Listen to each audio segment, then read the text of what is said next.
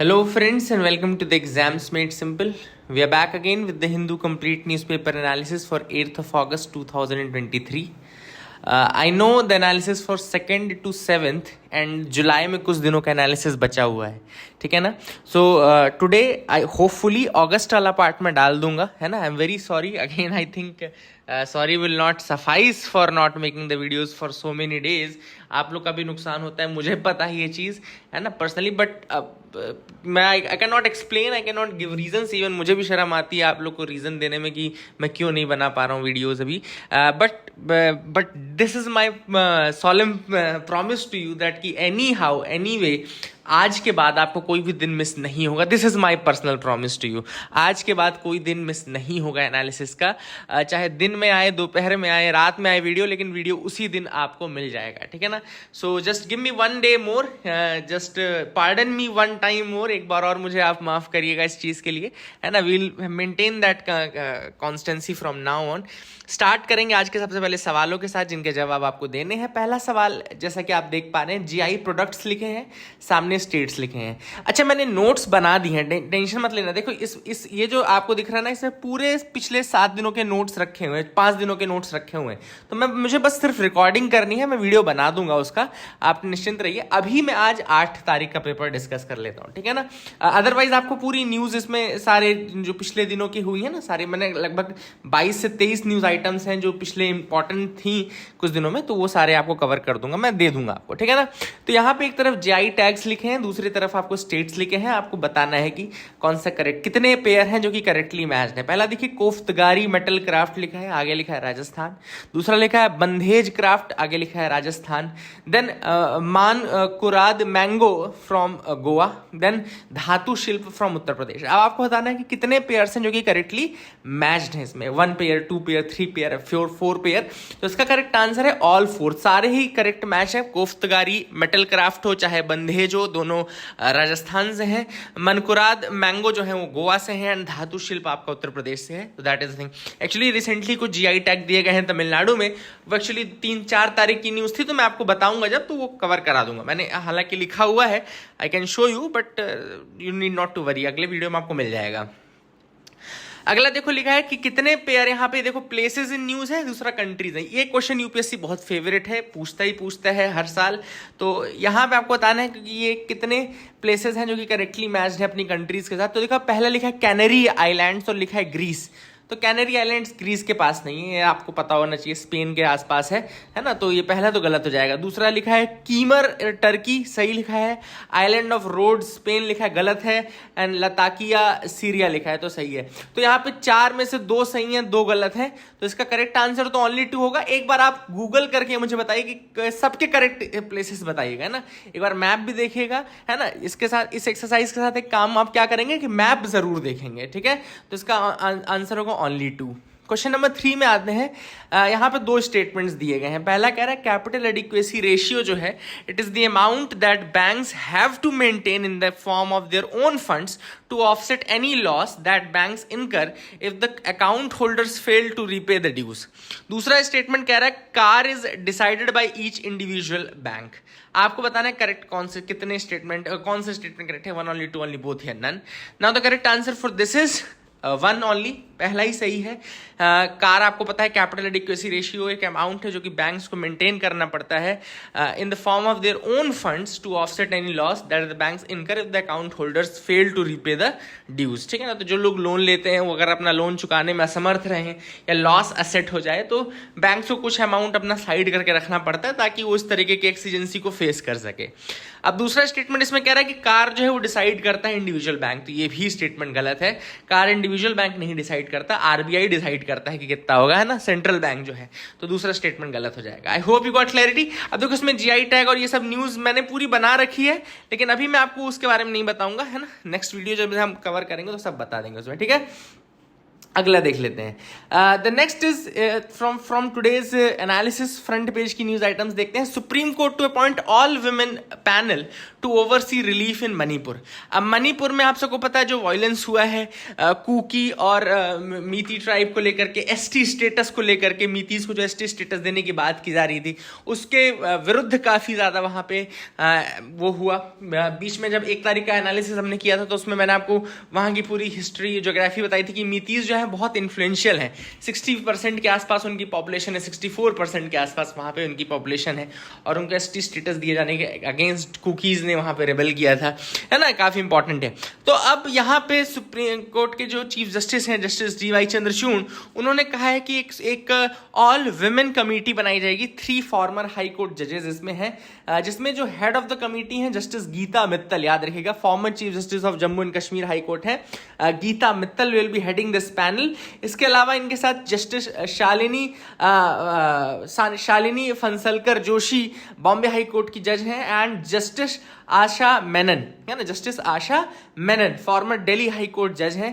They will be the members of the committee. याद रखिएगा, justice Geeta Mittal is the head of the committee, justice Shalini Phansalkar Joshi, and इसके अलावा आशा मेनन, ठीक है ना। तो दिस इज द कमिटी जो कि बेसिकली एक कहना चाहिए एम्पैथेटिक टच देने के लिए ये बनाई जा रही है। तो देखो लिखा भी है, to provide a healing touch in violence torn Manipur, एक हीलिंग टच देने के लिए ऐसा किया जा रहा है। तो I hope you got clarity regarding this, याद रखिएगा। तो यहाँ पे लिखा भी हुआ है by the order of supreme court क्या क्या चीजें सुप्रीम कोर्ट ने कही है। पहला है to appoint 3 former women high court जजेस to provide a healing touch.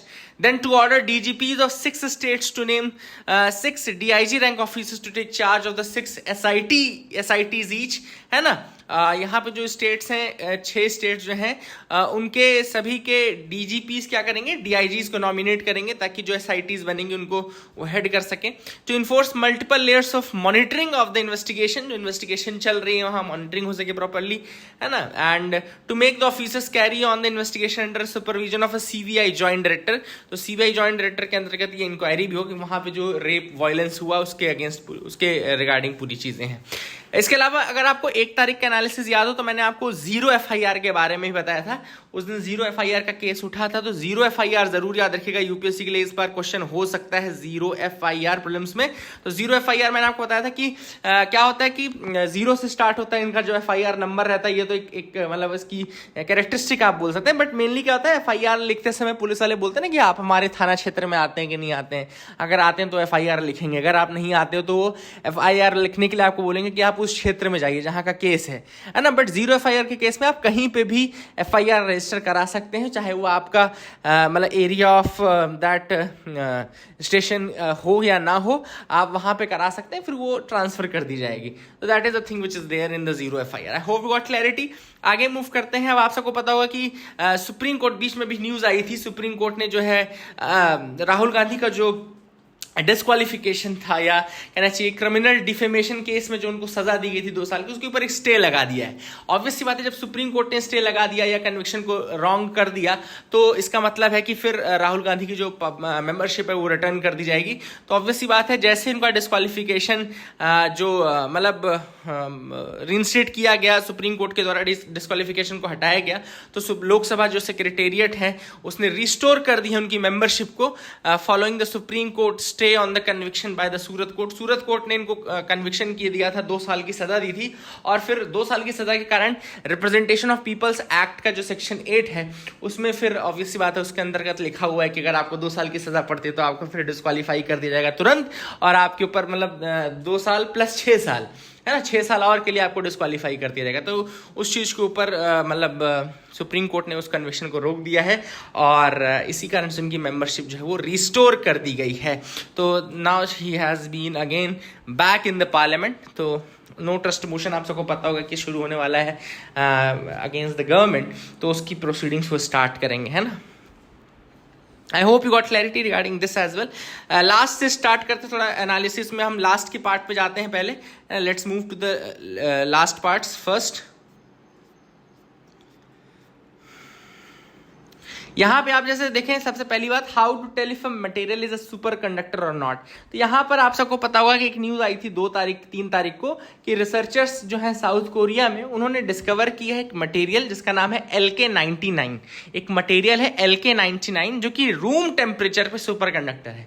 हालांकि सुपर कंडक्टिविटी अचीव हो चुकी पहले, ऐसा नहीं कि पहली बार सुपर कंडक्टिविटी अचीव हुई है, सुपर कंडक्टिविटी पहले भी अचीव हो चुकी थी, लेकिन super conductivity at room temperature एक नया फिनोमिना है, कह सकते हैं आप लोग। ये बहुत इंपॉर्टेंट हो सकता है आगे के लिए, क्योंकि सुपर कंडक्टर्स के n नंबर ऑफ फंक्शंस हैं, बट उनको अटेन करना कठिन होता है, क्योंकि वो ज्यादातर -270 केल्विन, -273 केल्विन, 0 केल्विन, सब जीरो टेम्परेचर पे ये सुपर कंडक्टिविटी आती है। बहुत कम टेम्परेचर, बहुत मतलब एक्सट्रीम कंडीशंस बनानी पड़ती हैं। और अगर ये चीज आपको रूम टेम्परेचर पे मिल जाए तो बहुत इसके यूज हैं, बहुत फायदे हैं। तो LK99 एक रूम टेम्परेचर पे सुपर कंडक्टर रहेगा, इसलिए काफी इंपॉर्टेंट है। और अब यहाँ पे बात चल रही है कि अभी क्योंकि वेरीफाई नहीं किया जा सका है कि क्या ये वाकई सुपर कंडक्टर है या नहीं, तो उसके लिए एक टेस्ट है, 4 टेस्ट होते हैं बेसिकली, जिसके बेसिस पे आप बता सकते हैं कि कोई भी मटेरियल सुपर कंडक्टर है या नहीं है। तो पहला ऑथर ने कहा कि टेस्ट करने के लिए 4 चीजें हैं। पहला है इलेक्ट्रॉनिक इफेक्ट। इलेक्ट्रॉनिक इफेक्ट मतलब कि जो मटेरियल रहेगा it will transport an electric current with zero resistance. सबसे पहली बात तो यह है कि जीरो रेजिस्टेंस आपको मिलेगा, ये पहला उसका टेस्ट होता है, ठीक है ना। दूसरा ऑथर ने कहा है मैग्नेटिक इफेक्ट होता है। तो 2 तरीके के सुपर कंडक्टर्स होते हैं based upon the magnetic effect. पहला है super conductor type A, type 1। Type 1 का जो सुपर कंडक्टर होता है, तो लिखा भी है, type 1 super conductor is a material that in right conditions becomes a superconductor throughout its bulk। throughout its bulk का मतलब क्या होता है कि it will expel a magnetic field from its body as long as the field strength is below a critical value। जब तक field strength एक critical value से कम रहेगी तब तक वो मैग्नेटिक फील्ड अपनी पूरी बॉडी से एक्सपेल करता रहेगा। इसी को मीसनर इफेक्ट भी बोलते हैं। तो अगर आपसे कोई पूछे मीसनर इफेक्ट के बारे में कि मीसनर इफेक्ट क्या है, तो ये बेसिकली सुपर कंडक्टिविटी से रिलेटेड है या मैग्नेटिक फील्ड से रिलेटेड है। ये दोनों आप दिमाग में रखना कि मीसनर इफेक्ट रिलेटेड किससे है। तो देखो यहाँ पे लिखा भी है कि टाइप 1 का जो सुपर कंडक्टर होता है वो पूरी की पूरी बल्क में सुपर कंडक्टर बनता है अगर कंडीशंस प्रॉपर हो तो, और वो एक मैग्नेटिक फील्ड निकालता रहता है तब तक जब तक कि जो फील्ड स्ट्रेंथ है, इलेक्ट्रिक फील्ड स्ट्रेंथ है, वो एक क्रिटिकल वैल्यू से कम है। इसी को मीसनर इफेक्ट बोलते हैं, ठीक है ना। फिर एक टाइप 2 का भी सुपर कंडक्टर होता है which transitions through a mix of super conducting and non super conducting states and route to becoming fully super conducting. मतलब कि फुल्ली सुपर कंडक्टिंग बनने से पहले वो अलग अलग स्टेट्स में जाता है। एक बार सुपर कंडक्टिंग बनेगा, फिर नॉन सुपर कंडक्टिंग, फिर सुपर कंडक्टिंग, फिर non super conducting, and finally वो फुल्ली सुपर कंडक्टिंग बनता है। ये टाइप 2 का होता है।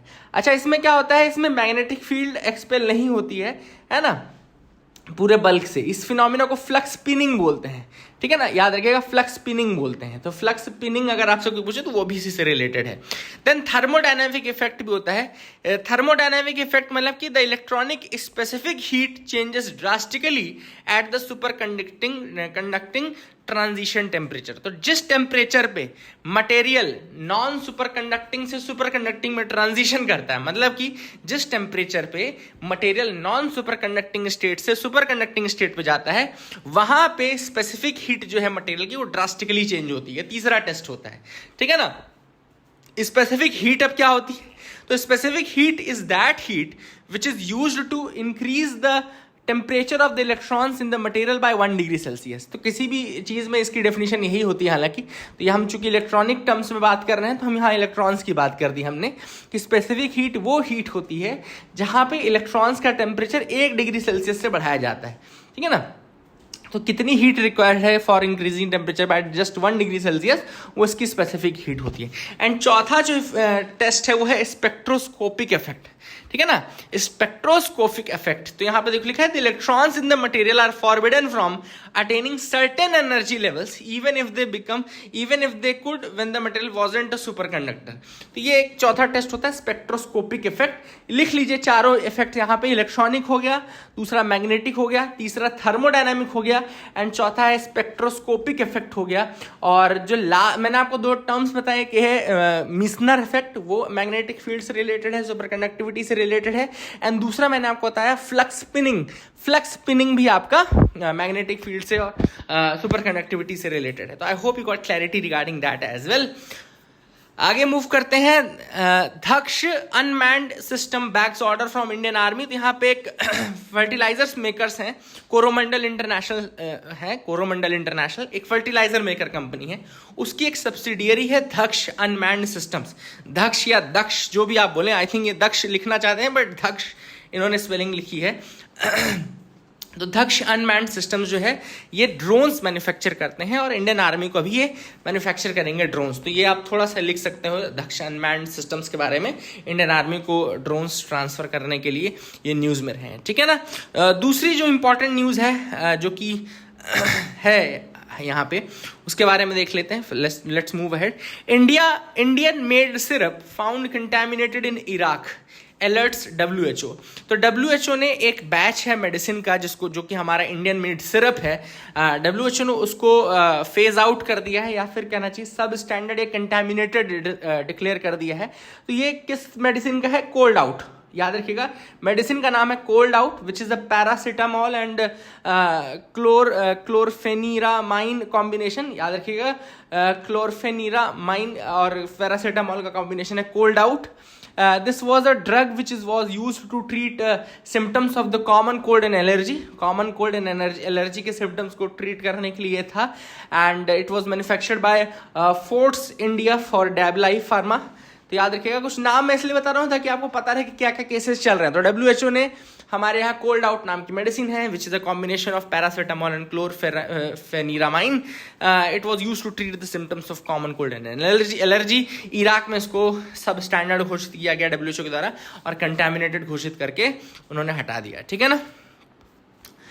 पता होना चाहिए, ऑब्वियस सी बात है। आगे देख ले, international cheetah experts will be consulted, government tell Supreme Court. तो यहाँ पे चीताज आपको पता है 20 आए थे नामीबिया से हमारे यहाँ इंडिया में, कूनो नेशनल पार्क है मध्य प्रदेश में, वहां लाए गए थे। तो उसमें से 6 out of 20 adult चीताज have already died, है ना, 6 की मृत्यु हो चुकी है। तो जो रीजन बताया जा रहा था, वो रीजन मैं आपको बता देता हूँ क्या रीजन बताया जा रहा था। रीजन ये बताया जा रहा था कि जो जब वो नामीबिया से आए थे, मतलब when these cheetahs were coming from Namibia, the place was having winter, है ना, वहां पे विंटर था, है ना। तो इस कारण से विंटर था, तो वहां पे जो चीताज हैं they have developed the winter coats. याद रखिएगा, this is the reason which has been given कि जो नामीबिया रीजन था वहां पे चूंकि विंटर चल रहा था, तो विंटर कोट्स डेवलप कर ली थी चीताज ने अफ्रीकन कॉन्टिनेंट में विंटर के कारण। और ऑब्वियस सी बात है, जब वहां पे विंटर कोट्स थे, अब यहाँ पे जब ये आए तो ये समर का टाइम मिला इनको, मतलब थोड़ा गर्म मौसम मिला, तो उस कारण से क्या हुआ कि इन्फेक्शन होने लगा, है ना। तो that is what has said, that has led to the infection. तो that was the reason. And अभी जब हो गया तो इन्फेक्शन हो गया, इन्फेक्शन हुआ तो डेथ हो गई। तो now they are, Supreme Court ने भी उनसे पूछा कि भाई आप लोग को तो पता रहा होगा ना ये सारी चीजें, ये टेक्निकलिटीज मोडालिटीज तो आपको पहले से पता रही होंगी, तो what you have done for that. तो यहाँ पे ऑब्वियस सी बात है, वो बोल रहे हैं कि हम इंटरनेशनल एक्सपर्ट्स जो है उनको डिस्कस करेंगे, कंसल्ट करेंगे, तो all this things will be there, ठीक है। आगे मूव करते हैं, देखते हैं और क्या इंपॉर्टेंट न्यूज आर्टिकल्स हैं। तो Rajya Sabha clears the Delhi services bill backed by 131 MPs। तो राज्यसभा ने भी पास कर दिया दिल्ली सर्विसेज बिल। अब यहाँ पे पता है आपको, जो दिल्ली है वहां पे इस जो बिल है उसका एम क्या है? बिल का एम है maintenance of democratic and administrative balance in the governance of the national capital territory. ऐसा लिखा गया है बिल में कि इसका एम है maintenance of the democratic and administrative balance. अब ये बिल पास कर दिया गया, ऑब्वियस सी बात है। इस बिल के थ्रू होगा क्या? इस बिल के थ्रू होगा ये कि जो सर्विसेज हैं उसकी जो पावर है वो चीफ मिनिस्टर से लेकर के एलजी को दे दी जाएगी। मतलब कि एलजी के परमिशन के बिना जो सर्विसेज हैं उसमें कोई भी डिसीजन नहीं लिया जा सकता, ठीक है। तो that is the thing which is there. आप इसको याद भी रख सकते हैं। जो चीफ मिनिस्टर ने दिल्ली के, उन्होंने काफ़ी ज़्यादा अपोज भी किया था इसका, क्योंकि ऑब्वियस सी बात है जो इलेक्टेड गवर्नमेंट है वहाँ से पावर लेकर के now they will be given to the lieutenant governor. इसके लिए बीच में उन्होंने ऑर्डिनेंस भी पास किया था, ऑर्डिनेंस को हटा करके अब बिल वो ला दिया है ना। ठीक है, तो ये आप याद रखिएगा। तो that is the thing which is important. आगे मूव करते हैं, देखते हैं और क्या है। Mediation bill. नाउ यहाँ पे आप देखें, this is a very important bill, mediation bill. इसको भी लोकसभा ने पास किया है, मीडिएशन बिल 2023, लिख लीजिएगा। अब देखो मीडिएशन क्या होता है, आप सबको पता होना चाहिए कि एक एडीआर नाम की चीज़ होती है। एडीआर का मतलब क्या होता है? Alternate dispute resolution. तो एक डिस्प्यूट रेजोल्यूशन का मेथड तो क्या है कि आप कोर्ट गए, हाई कोर्ट गए, सेशन कोर्ट गए, फिर सुप्रीम कोर्ट गए, ये तो नॉर्मल जुडिशियल प्रोसेस है। अब एक क्या होता है कि एक एडीआर नाम की चीज़ होती है, अल्टरनेट डिस्प्यूट रेजोल्यूशन। मतलब कि जब आप कोर्ट ना जाकर के किसी दूसरे मेथड से आप जो इश्यूज हैं उनको, कॉन्फ्लिक्ट्स को रिजॉल्व करो। तो इसके अंदर बहुत सारी चीज़ें, जैसे मीडिएशन होता है, मीडिएशन में एक मीडिएटर लगता है ना। हालांकि ये सारी चीज़ें बहुत अलग अलग हैं। एक होता है रिकन्सिलिएशन, इसमें एक कंसिलिएटर रहता है ना। एक होता है आर्बिट्रेशन, आर्बिट्रेशन में आपका एक आर्बिट्रेटर होता है, आर्बिट्रेशन में एक आर्बिट्रेटर होता है। लेकिन आर्बिट्रेशन के दिक्कत क्या है आर्बिट्रेशन में, कि उसमें जो डिसीजन होता है आर्बिट्रेटर का वो फाइनल होता है, क्योंकि आप एक कॉन्ट्रैक्ट करते हो कि हाँ हम आर्बिट्रेटर का डिसीजन मानेंगे, तो उसमें आर्बिट्रेटर का डिसीजन फाइनल होता है। मीडिएशन में हो भी सकता है कि चीज़ें सॉर्ट आउट हों, और हो भी सकता है कि वो इम्पास, मतलब फंस जाए चीज़ें। तो अब यहाँ पे मीडिएशन बिल जो है 2023, अब इसमें पहला तो इसका एम ये है कि जो पूरी मीडिएशन प्रोसीडिंग है उसका टाइम पीरियड 180 दिन तक करना है, 180 डेज में पूरी मीडिएशन की प्रोसेस कंप्लीट हो जाए। This is the first aim of that bill. लिख लीजिएगा, मीडिएशन बिल 2023 पहला एम क्या है? To limit the time period of mediation to 180 days, 180 दिन में पूरी प्रोसेस कंप्लीट हो जाए। दूसरा जो है ये है, it aims to set up a mediation council. Now एक प्रॉपर काउंसिल बनाई जाएगी, मीडिएशन काउंसिल, जो कि एक third party neutral third party रहेगी। न्यूट्रल थर्ड पार्टी का एक ग्रुप बना दिया जाएगा जिसको बोलते हैं मीडिएशन काउंसिल। तो थर्ड पार्टी न्यूट्रल ग्रुप बनाया जाएगा जिसको मीडिएशन काउंसिल बोला जाएगा। दिस इज द एम, है ना, तो इसको आप याद रखेगा। Massive crypto based Ponzi scam, Ponzi scam देखो यहाँ पे लिखा है। तो अब देखो पॉन्जी स्कीम होती क्या है, पॉन्जी स्कीम क्या होता है मैं आपको बता दूं। पॉन्जी स्कीम का मतलब एक ऐसी स्कीम होती है जिसमें, जैसे आप क्या बोलते हो, जैसे आपने बोला कि भैया आपके पैसे 7 दिन में हम डबल कर देंगे, ठीक है। तो आपने 10 रुपये इससे कलेक्ट किए, 10 रुपये इससे कलेक्ट किए, 10 इससे, 10 इससे, 10 इससे, 5 लोगों से कलेक्ट किए। अब आपने 10 रुपये, 20 रुपये इस तीसरे वाले को दे दिए, तो इसका तो डबल हो गए। अब इसने आपको बोला कि भैया मेरे 100 रुपये डबल कर दो, तो आपने बोला ठीक है कर दूंगा। 100 डबल करने के लिए दिया, तो आपने इसके 20 दे दिए, अब इसके 20 दे दिए, तो इन्होंने भी 100 रुपये आपको दे दिया। तब आपके 300 रुपये हो गए, तो आपने इसको 200 रुपये दे दिए। अभी अगली बार 500 रुपये देगा, 500 देगा तो आपने इसको 200 रुपये दे दिए। तो इस तरीके से क्या होता है, इसकी टोपी उसके सर करते करते पॉन्जी स्कीम बनती है, बड़ा रूप ले लेती है ना। कि पहले आप एक दो बार पहले दूसरे तीसरे राउंड में आप पैसा उनको रिटर्न करते हो, और धीरे धीरे आप लोगों को और इंक्लूड करने लगते हो। फिर वो बहुत बड़ा एक, जब फाइनल आपके पास बहुत कलेक्शन हो जाता है जितना आप चाहते हो, तो आप फिर गायब हो जाते हैं वहां से। इस तरीके की स्कीम्स होती है, पॉन्जी स्कीम्स होती हैं, मतलब कि जिनमें कोई लॉजिक नहीं होता बढ़ने का, बट हाँ they are basically in order to trap you, in order to get more and more out of you, ठीक है ना। तो आप इसको याद रखिएगा। मूव करते हैं थोड़ा हम एक आर्टिकल में जिसका है इंडियाज माइनिंग पॉलिसी शिफ्ट। तो अभी 2 अगस्त के दिन क्या हुआ है, पार्लियामेंट ने पास किया है mines and minerals development and regulation amendment bill 2023। तो लिख लीजिएगा कि 2 अगस्त को पास हुआ है पार्लियामेंट में mines and minerals development and regulation amendment bill 2023। अब इसमें क्यों पास किया गया है? Now this has been passed in order to attract private sector investment in the exploration of critical and deep seated minerals in the country. तो जो critical minerals हैं उनके एक्सप्लोरेशन के लिए, एंड जो डीप सीटेड मिनरल्स हैं उनके exploration के लिए प्राइवेट सेक्टर को इंक्लूड किया जा सके, इस कारण से ये बिल पास किया गया। लिख लीजिएगा इस चीज को, mines and minerals development and regulation amendment bill 2023 pass किया गया है to attract private sector investment in the exploration of critical and deep seated minerals in the country. अब बिल में क्या है, 6 मिनरल्स हैं जिनको कि जो कि यूज होते हैं इलेक्ट्रिक व्हीकल बैटरीज में एंड दूसरे एनर्जी स्टोरेज सोल्यूशंस में, उनको क्रिटिकल एंड स्ट्रेटेजिक मिनरल्स में फिर इंक्लूड किया गया है, क्रिटिकल एंड स्ट्रेटेजिक मिनरल्स में। अब पहले क्या होता था कि पहले सारे लगभग बहुत सारे क्रिटिकल मिनरल्स ऐसे थे जो कि प्राइवेट सेक्टर से दूर कर दिए गए थे, है ना। उनके एक्सप्लोरेशन और इन सब के लिए तो कोई जगह ही नहीं थी। इनफैक्ट एक्सप्लोरेशन की प्रोसेस में आते भी नहीं थे प्राइवेट मेंबर्स, क्योंकि उनके लिए बहुत ज़्यादा वो बेनिफिशियल नहीं होता था। तो 6 मिनरल्स ऐसे हैं जो कि पहले एटॉमिक मिनरल्स के रूप में क्लासिफाई किए गए थे। अब एटॉमिक मिनरल्स के रूप में अगर आपने क्लासिफाई कर दिया तो ऑब्वियसली बात है प्राइवेट सेक्टर उससे हट गया, क्योंकि वो केवल गवर्नमेंट कर सकता है। तो अब उनको एटॉमिक मिनरल्स से हटा करके क्रिटिकल मिनरल्स में डाल दिया गया है। अब आप यहीं कहीं लिख लीजिए कि उन 6 के नाम क्या हैं, ताकि आपको दिक्कत ना हो। तो वो नाम 6 के यहाँ पे दिए हुए हैं, let me show you that as well, just wait for a second.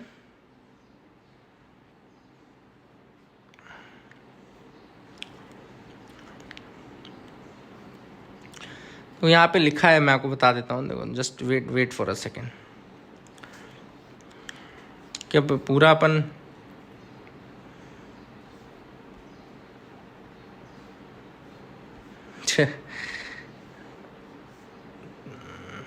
चलो मैं बता दूंगा अभी आपको, आगे आप अपन आएंगे तो मिल जाएगा आपको।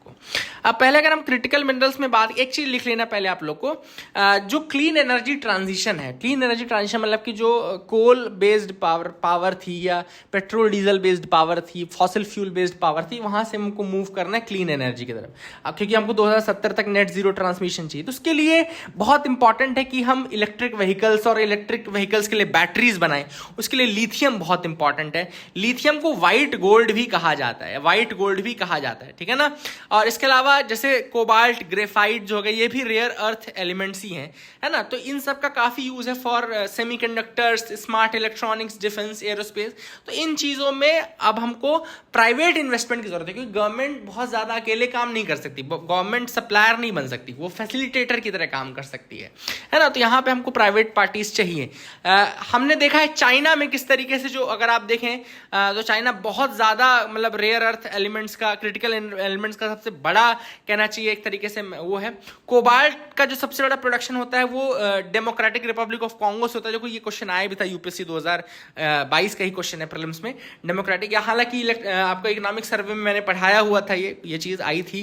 डेमोक्रेटिक रिपब्लिक ऑफ कॉन्गो में सबसे ज्यादा कोबाल्ट की माइनिंग होती है, और वो वहां की बहुत मेजर जो माइंस हैं वो चाइना उसको होल्ड करके रखा हुआ है ना। और चाइना के बाद अगर आप कोई कंट्रीज जाने कि कौन सी कंट्रीज हैं जो रेयर अर्थ एलिमेंट्स में है, वो है वियतनाम, ब्राजील, रशिया, ये हैं, ठीक है ना।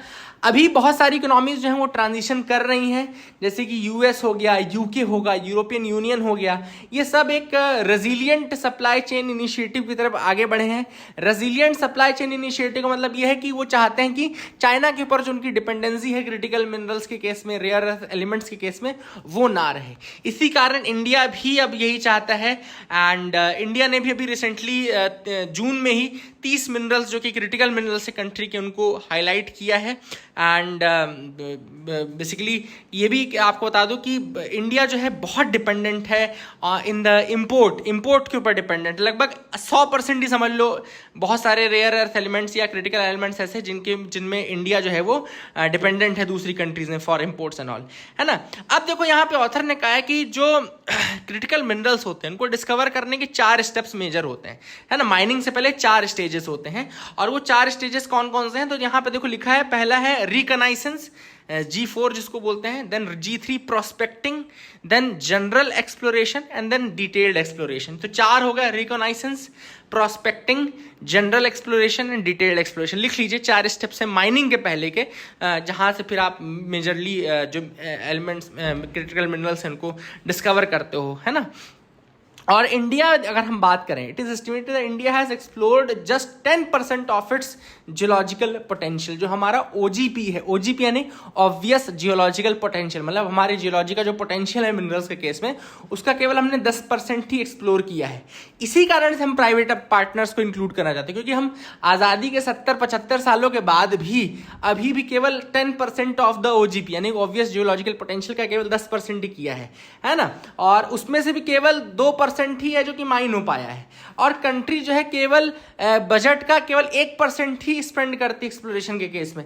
तो ऑब्वियसली बात है हमको फिर अब दूसरी इनकी जरूरत पड़ेगी, एंड जो हमारी पॉलिसी है इसी कारण से चेंज हो रही है now, shifting towards including more and more the private members, ठीक है ना। एंड देखो यहाँ पे लिखा है the bill seeks to bring exploration processes in India at par with that of the developed countries by getting private sector capacity into exploration. अभी तक एक्सप्लोरेशन में प्राइवेट सेक्टर की कैपेसिटी का यूज ज्यादा नहीं हुआ है, जो हमने ऊपर पढ़ा ना, जो reconnaissance, prospecting, general exploration, detail exploration, तो यहाँ पे प्राइवेट पार्टीज का हमने यूज नहीं किया है, वो हम करना चाहते हैं, ठीक है ना। जैसा कि ऑस्ट्रेलिया में किया गया है, प्राइवेट पार्टनर्स के आने के बाद वहाँ पे काफी क्रिटिकल मिनरल्स का काफी वहाँ पे डिस्कवर किया गया है, ठीक है ना। तो ये काफी चीजें हैं जो कि important, I hope you got clarity regarding that as well. और देख लेते हैं क्या है। तो यहाँ पे देखो लिखा है, यहाँ पे वो 6 के नाम यहाँ देखो लिखे हैं। देखो 6 कौन से हैं जिनको अभी मतलब एटॉमिक मिनरल से डीलिस्ट किया गया। तो यहाँ पे lithium, beryllium, niobium, titanium, tantalum and zirconium, they were previously reserved for the government entities. याद रखिएगा पहले केवल गवर्नमेंट एंटिटीज के लिए रिजर्व थे।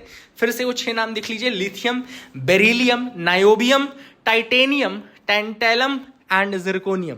तो ये पहले रिजर्व थे for government entities, now they are dereserved and अब ये प्राइवेट के लिए भी ओपन कर दिए जाएंगे। इसके अलावा the act prohibits pitting, trenching, drilling. ये पहले एक्ट जो था, मतलब जो हमारा ओरिजिनल MMDR एक्ट था, वो प्रोहिबिट करता था कुछ एक्टिविटीज़ को, जैसे सब सरफेस एक्सकेवेशन हो गया, पिटिंग हो गया, है ना, mapping surveys and all. Now the bill allows these prohibited activities. तो जो नया बिल है उसमें ये एक्टिविटीज़ अलाउड है। तो ऑब्वियसली जब ये अलाउड रहेगा तो एक्सप्लोरेशन ईजी हो जाएगा, है ना। इसके अलावा रिकनाइसेंस जो है, यानी कि एक्सप्लोरेशन के लिए जो रिकनाइसेंस एक्टिविटीज़ है उनके लिए एक नया लाइसेंस बिल ने प्रपोज किया है, जो कि प्राइवेट सेक्टर को अलॉट किया जाएगा, ताकि अगर वो केवल एक्सप्लोरेशन सर्विसेज करना चाहते हैं तो केवल एक्सप्लोरेशन लाइसेंस मिल जाएगा, रिकनाइसेंस एक्टिविटीज़ करना चाहते हैं तो रिकनाइसेंस लाइसेंस मिल जाएगा। तो ये काफ़ी इंपॉर्टेंट चीज़ है। I hope you got clarity. It also specifies that the maximum area for exploration activities in up to 1000 square kilometre will be allowed under single exploration licence. केवल एक सिंगल एक्सप्लोरेशन लाइसेंस से आप 1000 square kilometre तक का area जो है उसमें exploration कर सकते हैं। तो काफ़ी इंपॉर्टेंट है ये सारे जो चेंजेस हैं, शिफ्ट जो है माइनिंग पॉलिसी में। आपको ओवरऑल समझ में आ गया होगा क्या शिफ्ट है, क्यों करना किया जा रहा है, पॉइंट्स आपको मैंने बता दिए हैं। अगला है editorial purging the Nations data of politics. अब यहाँ पे काफी इंपॉर्टेंट चीज हुई है। KS जेम्स जो कि director of international institute for population studies, IIPS जिसको बोलते हैं, international institute for population studies, Mumbai based है, which is an autonomous institution under the ministry of health and family welfare. लिख लीजिएगा IIPS यानी कि international institute for population studies. ये एक ऑटोनॉमस इंस्टीट्यूट है जो कि ministry of health and family welfare के अंतर्गत आता है। इसके डायरेक्टर को सस्पेंड कर दिया गया। क्यों कर दिया गया? क्योंकि NFHS यानी कि नेशनल फैमिली हेल्थ सर्वे का जो 5th पब्लिकेशन अभी आया है उसके डेटा से गवर्नमेंट खुश नहीं है।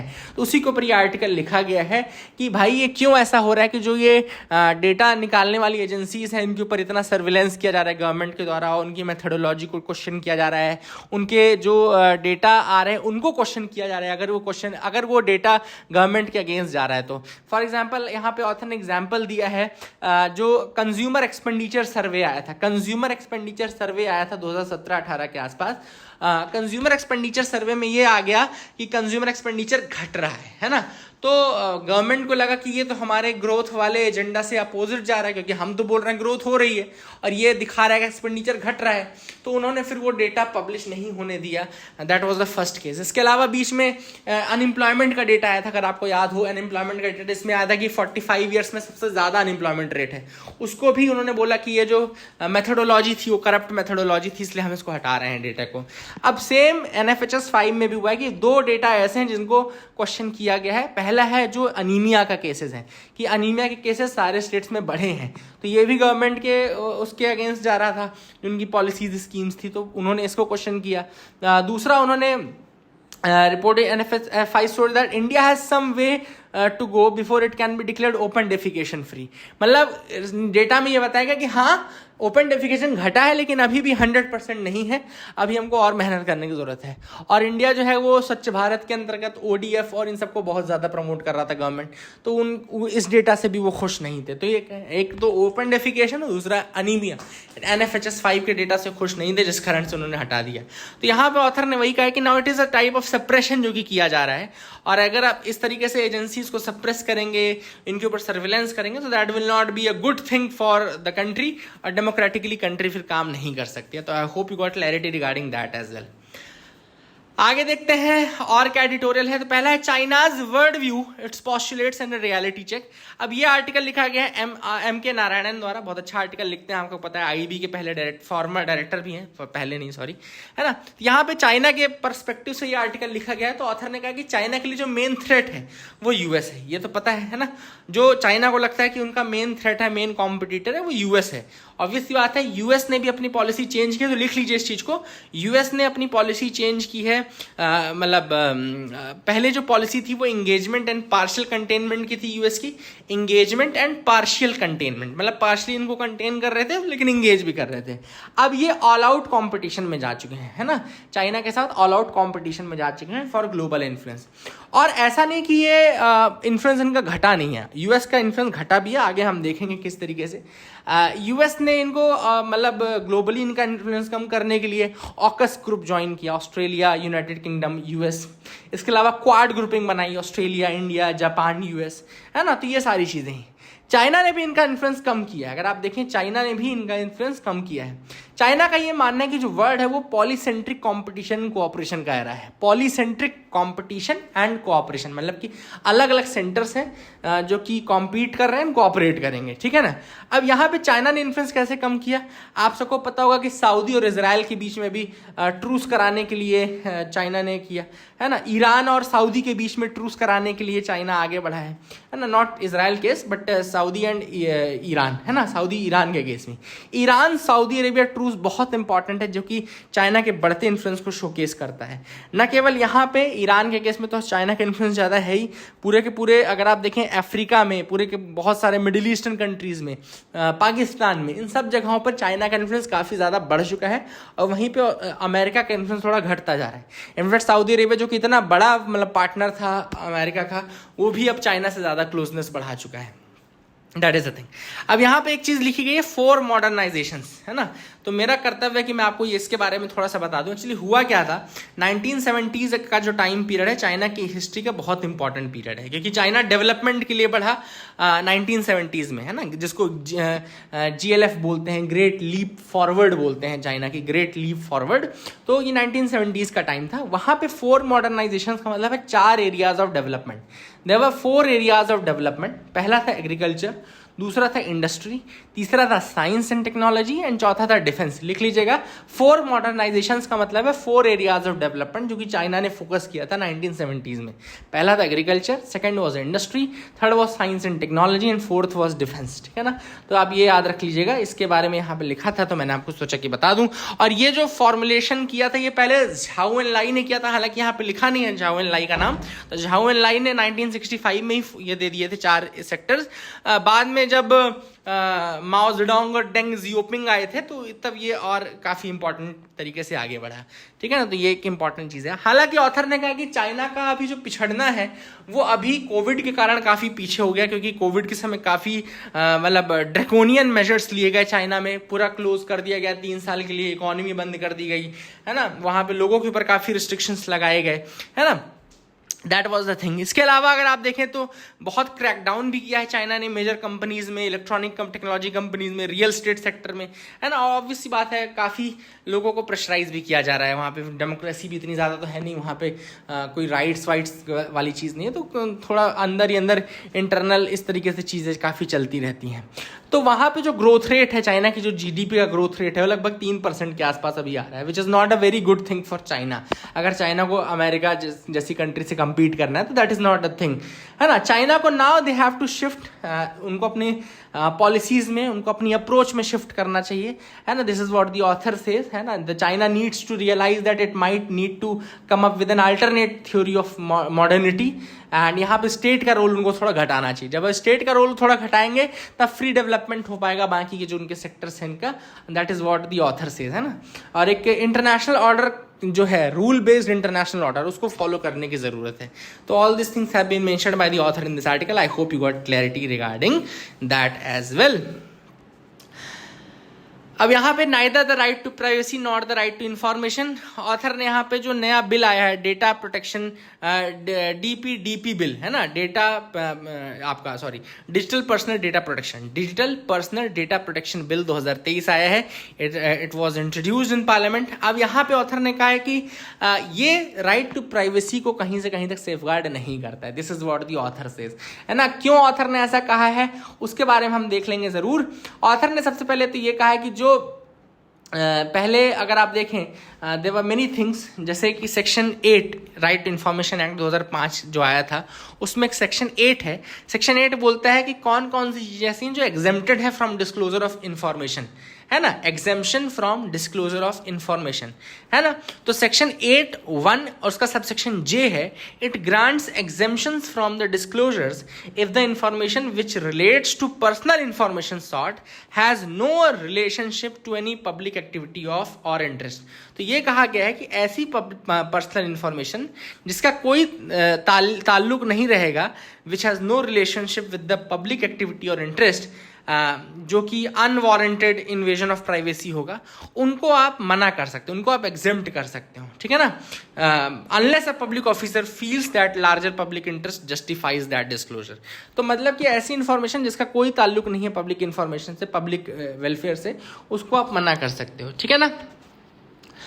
So it has set a high benchmark for exemption. Information which cannot be denied to the parliament or state legislature shall not be denied to any person. दूसरा इसमें ये भी था कि ऐसी इन्फॉर्मेशन जो कि पार्लियामेंट या स्टेट लेजिस्लेचर को डिनाई नहीं की जा सकती, it should not be denied to any other person as well. लेकिन जो नया डीपीडीपी बिल आया है, ये कह रहा है सेक्शन 8(1)(j) में, इसमें उसने रिप्लेस कर दिया information which relates to personal information. मतलब कि पहले क्या था, ऐसी पर्सनल इन्फॉर्मेशन जिसका पब्लिक से कोई ताल्लुक नहीं है, केवल वो आप मना कर सकते थे। बट नाउ उन्होंने क्या बोला कि information which relates to the personal information, केवल पर्सनल इन्फॉर्मेशन कर दिया। तो कुल मिलाकर के पूरे एग्जाम्प्ट कर दिए उन्होंने एक तरीके से, है ना, कि मतलब आप पब्लिक सर्वेंट्स की ऐसी चीजें जो कि मतलब उनकी पर्सनल चीजों में जो आ जाएगी, वो भी आप मना कर सकते हो, है ना। पहले क्या था, केवल आप वो मना कर सकते थे जो जिनका पब्लिक से कोई रिलेशन नहीं था। अब आप कोई भी बोल दो कि भैया पर्सनल इंफॉर्मेशन है, नहीं दे सकते, ठीक है ना।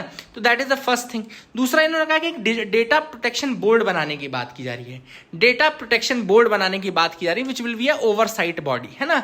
अब ये डेटा प्रोटेक्शन बोर्ड जो है, एक तरीके से ऑथर ने कहा कि इसकी मेंबरशिप और इसका सिलेक्शन क्राइटेरिया ऐसा रखा गया है कि it will be under the boots of the government, है ना, गवर्नमेंट के बूट्स के नीचे रहेगी। तो ऐसी बॉडी बनाने का मतलब ही क्या है, जो डेटा प्रोटेक्शन बोर्ड के नाम की चीज ही बनाई जाए और फिर वो गवर्नमेंट के बूट्स के नीचे रहे, है ना। यूरोप में भी जनरल डेटा प्रोटेक्शन रेगुलेशन है, जीडीपीआर जिसको हम बोलते हैं, काफी इंपॉर्टेंट है यूरोप के रेफरेंस में। General data protection regulation, it has set high standards of data protection, है ना। एंड यहाँ पे स्ट्रॉन्ग वॉच डॉग्स हैं जो कि करते हैं। तो वही है कि एक जो फ्री ऑटोनॉमस बॉडी की जरूरत है, वो काफी ज्यादा इंपॉर्टेंट है।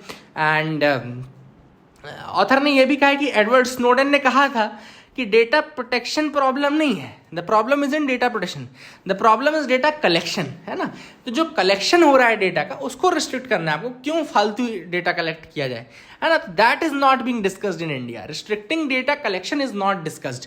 तो ये एक एडवर्ड स्नोडेन का भी आप लिख लेना कि data protection is not a problem, data collection is a problem. वहां पे डेटा कलेक्शन में कोई रिस्ट्रिक्शन नहीं है ना, यहाँ कोई भी किसी का भी डेटा कलेक्ट किया जा रहा है। तो all this things are there. I hope you got clarity regarding the editorial as well. So ये भी आपको समझ में आ गया होगा। अब एक या दो मैप हैं जिसके बारे में और बताना है मुझे आपको। तो देयर इज अ प्रॉपर, आज रेड सी के बारे में आया था, तो let's see the map of red sea. ये आपको दिख रहा है, ये रेड सी है ना। रेड सी में कुछ इंपॉर्टेंट चीज़ें कि कौन कौन, पहले तो बॉर्डरिंग है। तो रेड सी से जैसे आपको यहाँ पे आपका सूडान दिख रहा होगा, है ना, सूडान दिख रहा है। एरित्रिया दिख रहा होगा आपको यहाँ पे, bordering Eritrea is there. Djibouti is there जो कि बॉर्डर करता है। देन इधर आपको you might be seeing the Sinai, ऊपर आपको सिनाई पेनिनसुला, इजिप्ट वाला पार्ट है जो कि करता है, तो Egypt is also touching that, है ना। फिर सऊदी अरेबिया टच करता है रेड सी को, यमन टच करता है रेड सी को, और नीचे जहां यमन टच कर रहा है अगर आप देखें वहां पे, तो बाबल मंडेब है, बाबल Mandeb, there is a Bab el Mandeb. And there is a Gulf of Aden is there, Gulf of Aden और रेड सी के बीच में बाबल मंडेब है। ऊपर आपको गल्फ ऑफ स्वेज दिखेगा, जो इजिप्ट वाला पोर्शन है, वहां से स्वेज कैनाल ऊपर है और गल्फ ऑफ स्वेज है। इधर साइड गल्फ ऑफ अकाबा आपको दिख रहा होगा, गल्फ ऑफ अकाबा, है ना, there is that part as well. तो ये सब आपको दिख रहा होगा। यहाँ पे आपका इराक दिख रहा है ना, you must be seeing the Iraq also. And ऊपर फिर आप जब जाएंगे तो यहाँ पे आपको इजराइल दिखेगा, फिर मेडिटेरेनियन सी, उधर लेबनान दिखेगा, है ना। जॉर्डन जो है वो मेडिटेरेनियन को टच नहीं करता, ये एक फैक्ट मैं कई बार बताता आया हूँ, क्योंकि जब भी मेडिटेरेनियन की बॉर्डरिंग कंट्रीज आएगी तो जॉर्डन का नाम जरूर आएगा। तो यहाँ पे याद रखिएगा, जॉर्डन टच नहीं करता है ना। तो दैट इज द थिंग। ये जो मैप दिखा ना, ये इकोवास है, इकोवास कहते हैं इसको। यहाँ पे शायद मैंने लिखा भी होगा कहीं पे, wait a second, I must have written it somewhere. Anyways,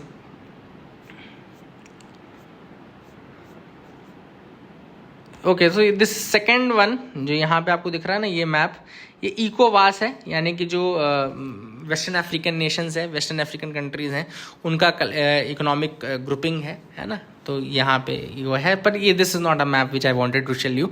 ये बाकी के दिनों के एनालिसिस में रेड सी का आपको ज़रूर था। आई होप यू गॉट इट। एक बार मुझे लास्ट में ज़रूर कमेंट सेक्शन में लिखना कि रेड सी को कौन सी कंट्रीज बॉर्डर करती हैं, ठीक है ना। Just write down the names. That is it. Thank you, have a nice day.